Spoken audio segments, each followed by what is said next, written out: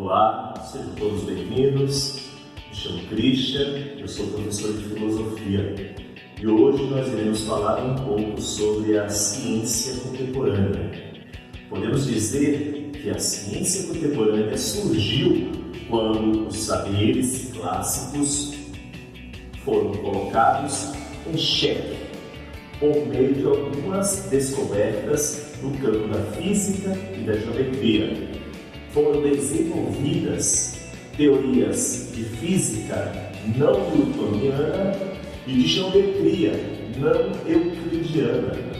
Ciências até então fundadas em princípios clássicos considerados inquestionáveis. É possível que o fator decisivo dessa revolução científica tenha sido a alteração da concepção sobre como o mundo aparece para nós. Ele não é mais visto, assim como na modernidade, semelhante a uma grande máquina predeterminada por leis fixas, passíveis de serem decifradas por meio de linguagem matemática. O mundo passou a ser visto como um lugar mutável no qual imperam a incerteza, o acaso e a pluralidade. A crise científica dos séculos XIX e XX parece tomar uma proporção ainda maior se levarmos em conta o fato de que os progressos alcançados durante o período moderno foram muito mais intensos, muito maiores do que os objetivos durante a história da humanidade. Há uma fala à qual eu sou totalmente afeiçoado de que, na primeira metade do século XX até os dias atuais, o homem alcançou descobertas que ele não alcançou em seus milhares de anos de existência sobre a superfície da Terra.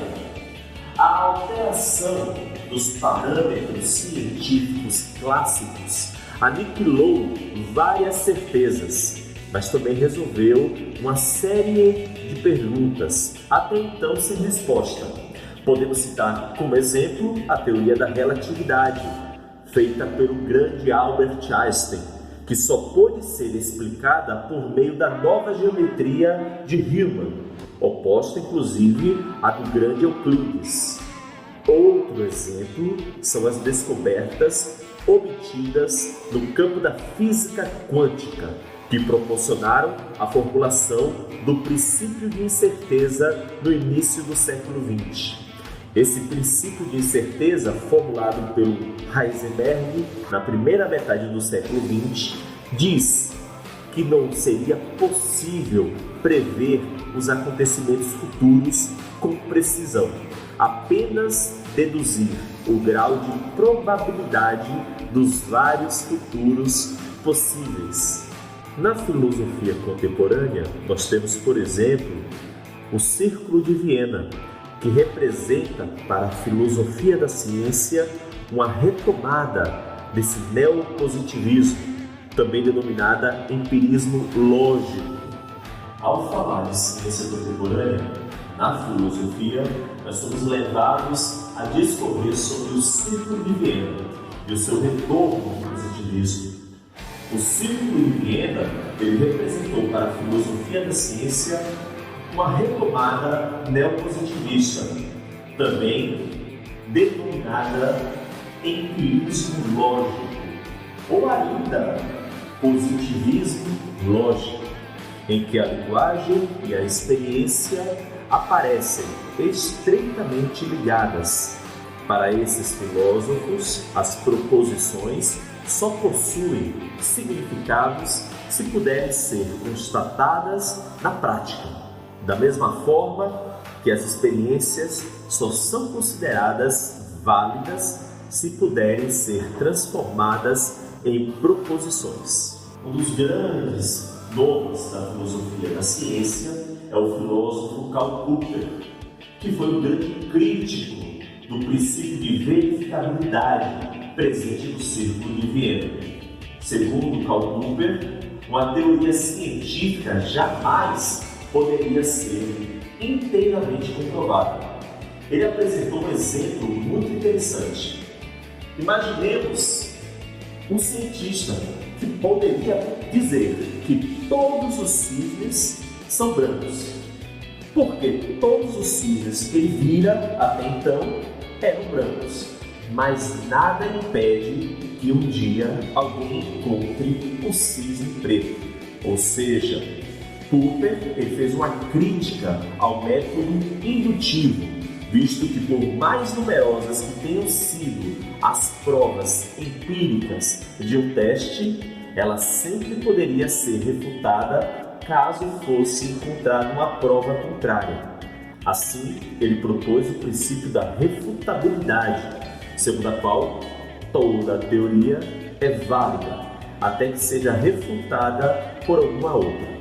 Segundo Popper, não era possível provar uma tese, mas era possível provar a falsidade dela. Dessa forma, para ele, as teorias científicas possuem um certo prazo de validade. E o que determinaria o fim desse prazo seria a prova da falsidade dessas teorias. Se a gente for pegar a nossa história da ciência, nós vamos verificar como isso pode ser muito bem aceito.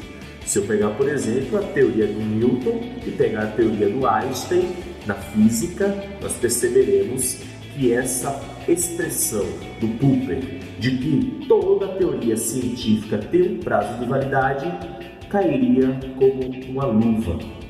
Um outro filósofo desse ramo da filosofia da ciência é o Thomas Kuhn. Foi um físico, foi um historiador, foi um filósofo, e ele analisou o avanço científico tendo em vista a noção de paradigma. Em grego, a palavra paradigma significa padrão, modelo.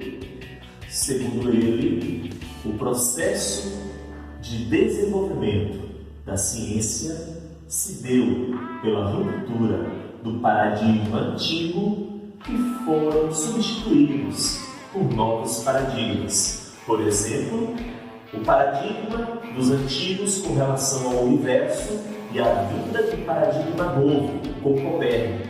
O paradigma da física clássica com o paradigma da física quântica. Há uma frase do Thomas Kuhn muito interessante. Ele dizia: considero paradigma as realizações científicas universalmente reconhecidas que, durante algum tempo, fornecem problemas, soluções modelares para uma comunidade de praticantes de uma ciência. O padrão científico, portanto, não ocorreu de forma linear, mas com avanços sucessivos. O avanço é normalmente considerado linear e contínuo, mas isso é possível apenas enquanto a ciência se pautar pelo padrão vigente no momento, ou seja, enquanto o paradigma ainda for válido. O verdadeiro avanço ele acontece nos momentos de crise, quando o paradigma não resolve mais uma série de problemas acumulados, surge um novo, propondo outras bases para o desenvolvimento da ciência. Segundo o filósofo, vários desses momentos de crise que geram um novo paradigma, eles podem ser destacados na história. Por exemplo, a Revolução de Copérnico na astronomia, as leis de Newton na física, a evolução humana proposta por Darwin. Em todos os casos, o novo paradigma era absolutamente comensurável. Não poderia ser medido ou comparado em relação ao anterior, porque se assentava em bases completamente diferentes. Eu espero com isso ter oferecido para vocês, em linhas gerais e de maneira muito sintetizada, a filosofia da ciência. Eu citei apenas dois grandes pensadores, o Popper e o Thomas Kuhn. Mas há muito o que se falar ainda sobre a filosofia da ciência. Desejo a todos aí uma ótima semana, agradeço pela presença. Agora é só ir lá no site para deixar algumas atividades para serem respondidas. Até breve, pessoal. Tchau. Desejo a todos aí muita segurança. Não esqueça, né? Usando máscara. Tchau, Decebona. Abraço.